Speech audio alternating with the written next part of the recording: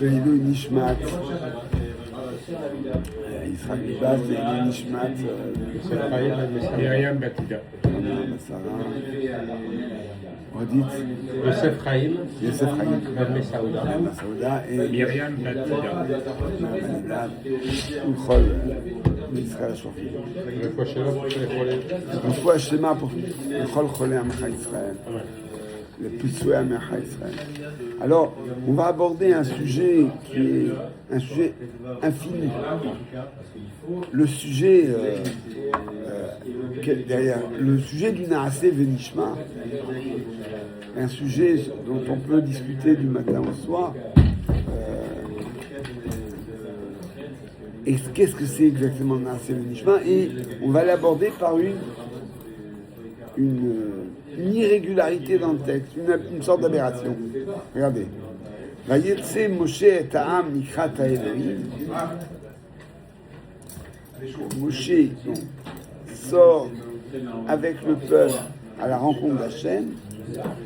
Mina Mahane, depuis le camp, Vaïtiatsevu Betartitar. Et ils se sont rassemblés, Betartitar, on peut traduire au pied de la montagne. Traduction unique. Le problème, c'est que pour dire au pied de la montagne, on a des manières plus simples de le dire. On peut dire le Raglé Ahar, le Tachat Lahar, le Mata Bahar, Betartit Ahar, c'est une formulation un peu bizarre.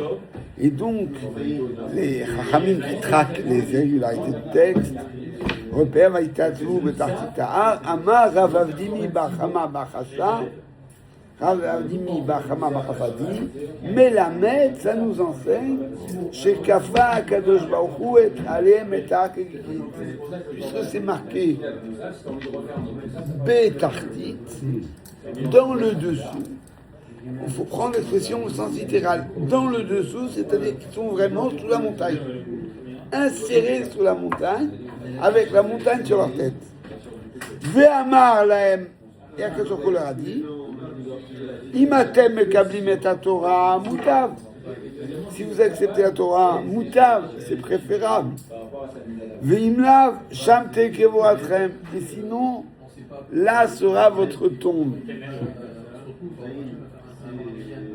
C'est très choquant. C'est très choquant. D'abord, c'est choquant parce que c'est contraire au texte. Parce que le texte nous dit ce qu'ils ont dit Naaseh. Dans Parashat Mishpatim, on reprend, à la fin de Parashat Mishpatim, on reprend le texte de Mahamad Har Sinai. On a le complément. On a exactement comment. On a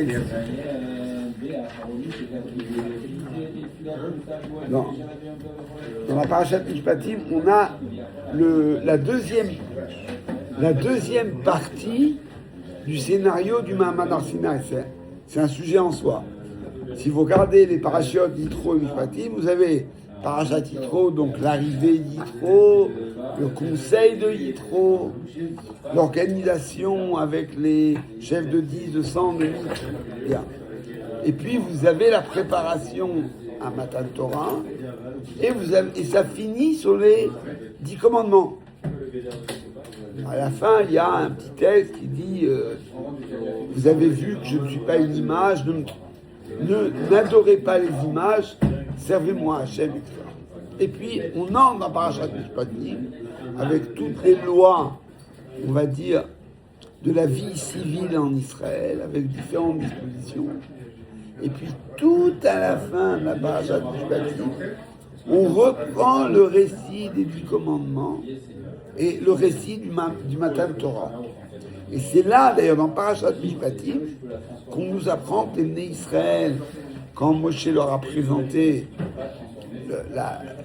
ils ont préparé un Matan Torah, ils ont dit Naaseh Venishma. Et donc, pourquoi un peuple qui dit Naaseh Venishma? Ça, c'est le texte. Pourquoi les Chachamim vont chercher un midrash, Betartita, pour nous dire qu'ils ont été contraints? Quelque part, ça diminue le mérite d'Israël. Quel est le but?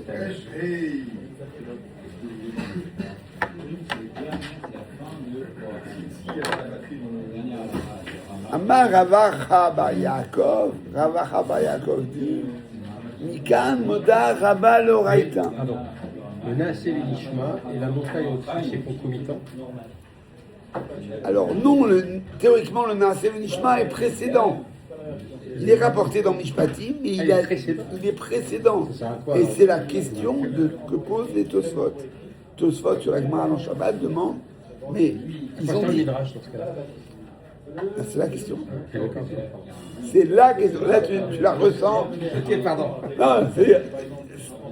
Yara da Simon, tu réalises le truc, c'est pourquoi dire un truc pareil, en plus qui n'est pas écrit dans le texte, qui est un peu forcé dans le texte. Alors, je continue avec Mara, puis après on va voir le commentaire. Moi j'ai compris que c'est une clause. C'est une clause comme un contrat. Ils disent la seule Nishma. Après il leur dit, mais si vous n'obéissez pas à ce contrat, vous n'avez plus de raison d'être. Il dit pas si vous obéissez. Ouais, ça serait ok s'il disait ça, mais il dit pas ça. Il dit Imatem lo mekablim. Il leur parle comme s'il s'agissait de Kabbalat Torah, pas du Kiyum. Vous avez raison qu'il y a deux termes, on verra, ces deux termes sont très importants, on va les retrouver dans la Megillat Esther. On va dire Kimou et Kiblou. Quand on fait la bracha du Shem, les brachot avant le chemin, on a la Rasot ou le Kayem. Ishmoa, l'Ilmod, Ishmor, mais la Rasot ou le Kayem. Et là, les Kabel, c'est recevoir la Torah, ça a l'air d'être comme s'ils n'avaient pas encore reçu la Torah, alors qu'ils l'ont déjà dit. Oui, on a la réponse. Attends, écris Torah. Dans le texte, on ne dit pas ça. C'est une des explications. Ravacha bar Yaakov dit Nikan moda'a Rabba leoraita. De là, on a une grande objection pour la Torah. Une grande objection, le sens simple, une grande excuse dont les Névim vont se servir, Moshe Rabbeinu le premier, pour dire que quand Israël n'est pas à la hauteur du matin de Torah, Moshe Rabbeinu va lui dire c'est toi qui nous as poussés. C'est toi qui nous as poussés. Donc, quelque part, on n'est pas à la hauteur de notre engagement, on n'est pas pleinement responsable. C'est une orientation. Amar Rava, Afal Piken, Hadur Kibloua Bimé Achashverosh. À l'époque de Achashverosh, l'acceptation va être complète, va être validée. On l'a vu avec le Maral de Prague. On l'a vu ça. Ah bah oui, le Maral, par exemple. Le Maral de Prague, il en parle de ça. Ah oui, on va le citer. En fait, la complétude de la Torah, c'est exactement Il y a un truc qui me bloque. Ce que vous dites, c'est avant le Vaudor ou après le Vaudor? Avant. Non. Avant. Alors Hachem, il sait ce qui va se produire après. Mais vous savez, on sait avant. Mais Mikan Moda Rava Loraita, il y a une sorte d'excuse de l'Imout-Srout pour Israël, mais à Dour Kibloua Bimé Achashverosh, mais à l'époque d'Achashverosh, il y a eu une acceptation pleine, définitive, comme il est écrit. Là aussi, il y a une irrégularité dans le texte de la Megillah. C'est marqué Kiblou vekimu hayehudim et kol asher echelu la'asot. Les Juifs ont accompli et accepté ce qu'ils avaient fait. Alors qu'on aurait dû dire, ils ont accepté et accompli. Alors les Chazal nous disent, au moment de Pourim, ils ont validé ce qui avait été accepté de façon imparfaite. Et là, on va revenir là-dessus. On a deux moments qu'on pourrait considérer comme les deux moments les plus opposés. On a Matan Torah qui est le moment de du dévoilement maximal de la présence d'Hachem, on appelle l'épiphanie du Sinaï, la Hitgalut du Sinaï, c'est le moment où Hachem est le plus présent. Et le moment où il est le plus caché, c'est le moment de Pourim. On a deux extrêmes. Et ces deux extrêmes s'éclairent l'un l'autre.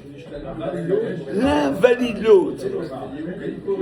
Il va falloir comprendre comment. La Gemara continue. Amar Cheskia. Alors Cheskia, c'est un des grands Amoraïm qui est de la première génération, un peu comme Rabbi Yochanan, comme Rabbi Ravasi, comme Rabbi Abaou. C'est un très grand, il est proche de... C'est presque un Tana. Qu'est-ce qu'il y a dit Maïdertiv. Pourquoi est-il écrit Shamaï Mishmat Adin Eretz Verea Veshakita? Du ciel, tu as fait entendre la loi, la terre était craintive et sereine. Im Yerea Lama Shaketa. Im Shaketa Lama Yerea, ça se contredit. Ça se contredit. Où elle est craintive, où elle est sereine. Et là, Batechila Yarea ou Basor Shaketa, la terre était craintive et elle a été rassurée. Pourquoi? Velama Yarea. Pourquoi elle était craintive? Que de Resh Lakish. À cause de l'enseignement de Resh Lakish. Le copain Rabbi Yochanan. Lama Resh Lakish, Maïderti Vayere Vayivoker Yom HaShishi. Au moment de la création du monde, il y a Yom Echad, Yom Sheni, Yom Shishi, Yom Revi, Yom Chamishi, Yom HaShishi. Pourquoi HaShishi? Pourquoi il y a un He? Pour nous dire que c'est une allusion Heyetera à la Mali, mais la Metchetna, Kadosh Baruch Hu, il a établi une condition à la création du monde. Im Yisrael mekablim haTorah, atem mitkayvim, veim lav en atem mitkayvim. Ani machzir etchem le tohu vavo. Donc, le Matan Torah, là on a toujours on a encore une fois un phénomène rétrospectif. La création du monde se fait. Il y a, nous disent Chazal, 26 générations de Matan Torah. Mais c'est au moment de Matan Torah que se valide la création. Donc un effet rétroactif. Un effet rétroactif. On est dans la rétroactivité complète parce que selon le Zohar, Akadosh Baruch Hu a créé la Torah avant le monde. Et Kistakel Beoraita ou Beralma. La Torah précède la création. Et bien, c'est pas seulement qu'elle la précède, c'est qu'elle la justifie. Et donc, il y a une dimension cosmique à Matan Torah, à cette Kabbalah Sinaï. Quand il y a la Kabbalah du Sinaï, les choses reprennent leur place. C'est un moment énorme. Et ces deux midrashim sont mis l'un à côté de l'autre, qui sont complémentaires. On va voir le Maharal, que toi tu as vu dans le Or Hadash, il reprend ce texte un peu partout. C'est un texte clé en fait, ce texte de Kafal et Metak. Veuillez Shomar, vous allez voir, ça rejoint un petit peu votre intuition. Chez le Kar, Kafal et Mahak et Gigit, pourquoi il les a contraints à accepter puisqu'ils ont accepté? Chez l'Oyomrou Israël, qui est Chaz Shalom, tout le Kabbalah Torah, qu'il puisse y avoir une annulation de la réception de la Torah. Qui mire son âme qui bloue. Et Charles n'est pas terminé d'avoir casé, parce que toute chose que je décide par mon ratson d'acheter et de vendre, La même opération que je peux faire, je peux la faire dans l'autre sens, parce qu'elle dépend de mon ratson. Donc il y a quelque chose dans le Matan Torah qui peut être une faille. Israël peut penser que sa Kabbalat Torah, ils ont donné leur adhésion, mais elle est limitée à leur adhésion. Et que quelque part, si le peuple choisissait de s'en défaire, il pourrait s'en défaire. C'est pour ça que le Hachegigit vient approfondir cette Kabbalat Torah. Cette Kabbalat Torah, c'est pas simplement une règle de vie que vous adoptez. C'est quelque chose d'essentiel, c'est quelque chose qui, comme le texte dit par la suite, qui fonde l'existence. Veimna, Shavtei, Kovratren, sinon votre existence est de ton.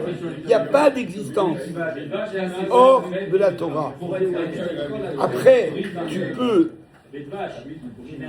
T'as le livre arbitre. Il y a des moments où Israël a respecté la Torah et des moments malheureusement où il ne l'a pas respectée.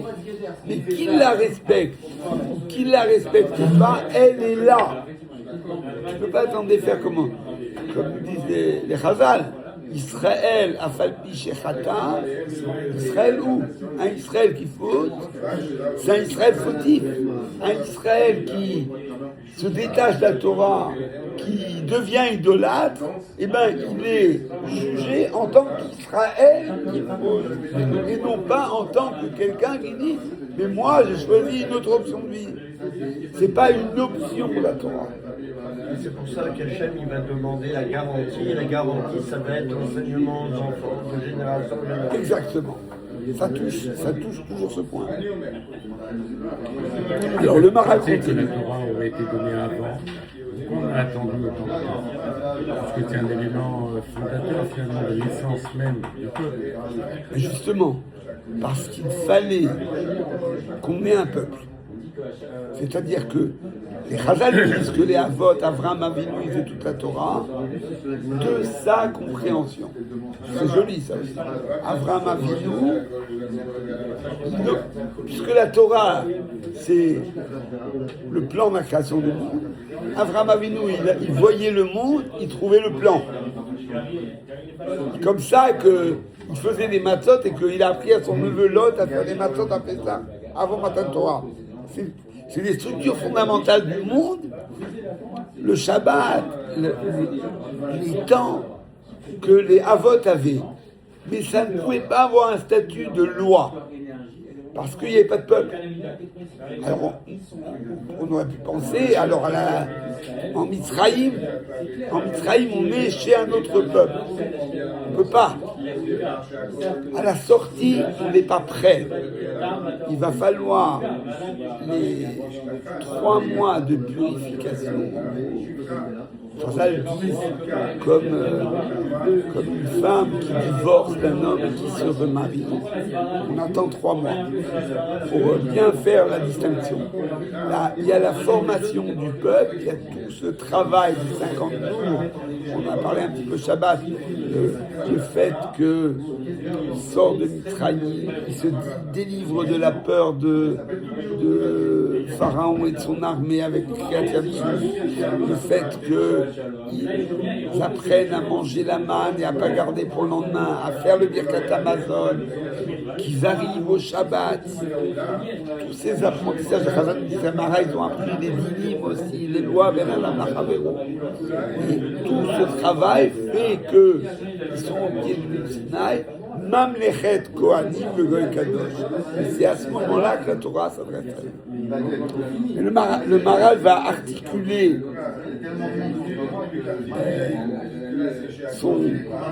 cette chose-là avec un midrash. Le Chen Mouchar be midrash. Le passouk de l'eau qui est le Isha, le Yuchal, Shalcha, Konyama. Dans Bracha il y a marqué que si un homme prend l'oralénou, une femme de force, et qu'il a une relation conjugale, une relation avec elle, elle a le choix, elle peut. Bon, à l'époque, on ne parle pas du viol dans le parking. On parle des jeunes garçons, des jeunes filles. Il y a un garçon qui allait un peu trop loin. Dans la Torah, la préoccupation, c'est que cette fille, elle va avoir du mal à se marier. Et donc, la Torah oblige l'homme à épouser cette femme si elle veut. Et dans ce cas-là, le yuchal de Shalcha Kol Yamav, il n'a pas la possibilité de s'en séparer. Puisqu'il l'a prise de force, elle peut décider, mais pas lui. Le yuchal de Shalcha Kol Yamav. Et nous dit, Akadosh Baruch Hu, le Midrash dit que chez Ba Akadosh Baruch Hu, la tête Torah, la Sinaï, Kafa Alehem que chez Kablu Torah, Kevan Shekar, Aré Israël, Anusato chez la Kadosh Baruch Hu. Israël est la captive d'Akadosh Baruch Hu. Il ne peut pas s'en séparer. Donc, là aussi, c'est parce qu'on intuitionne, évidemment, que Israël ne sera pas toujours à la hauteur et que théoriquement, il pourrait considérer qu'il y a eu rupture de contrat quand tout Israël faute, quand Israël fait le veau d'or, etc. Toutes les abominations du Baït Rishon et du Baït Sheni, il pourrait dire il y a eu rupture de contrat. Il ne peut pas. Akadosh Baruch Hu, c'est le dilemme philosophique que font les enfants. Est-ce que tu dis qu'Akadosh Baruch Hu peut tout faire? Est-ce qu'Akadosh Baruch Hu peut faire une pierre qu'il ne peut pas porter? Alors, si tu dis qu'il peut, alors il se limite, et si tu dis qu'il ne peut pas, il se limite. Voilà. Pardon. Et bien là, on a Akadosh Baruch Hu qui se crée une impossibilité. C'est-à-dire qu'il y a dans cette Kafa et marqué, il y a un acte d'amour intense, d'attachement absolu à Israël, quels que soient les mérites et les errances d'Israël sur l'histoire. C'est ça le Kafa Alehem et Ha'akiki. Donc, première idée, faire percevoir à Israël que c'est pas juste une règle de vie qu'on prend et qu'on abandonne. Et deuxièmement, une preuve d'amour absolu. Je sais, vous avez déjà dit Naaseh V'Nishma. Moi, je vous épouse, je vous prends.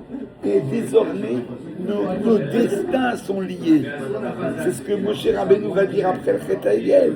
Il va dire, mais tu veux te débarrasser de ce peuple, et après le Chet HaMeraglim. Que vont dire les nations? Les nations ont bien vu qu'il s'est passé entre toi et eux quelque chose d'autre. D'un autre côté, je passe des parties du libre arbitre qu'il a donné à l'homme à sa création. Donc là aussi, il y a une contradiction. Non, c'est pas une trahison, parce que individuellement, c'est une opposition. Voilà, c'est une opposition, c'est un antagonisme. Parce qu'il y a cet engagement d'Akadosh Baruch Hu avec Israël, et il y a maintenant la responsabilité, le libre de chacun de le rassurer. Très vite, bon. La suite, la semaine prochaine. On reprendra. Merci.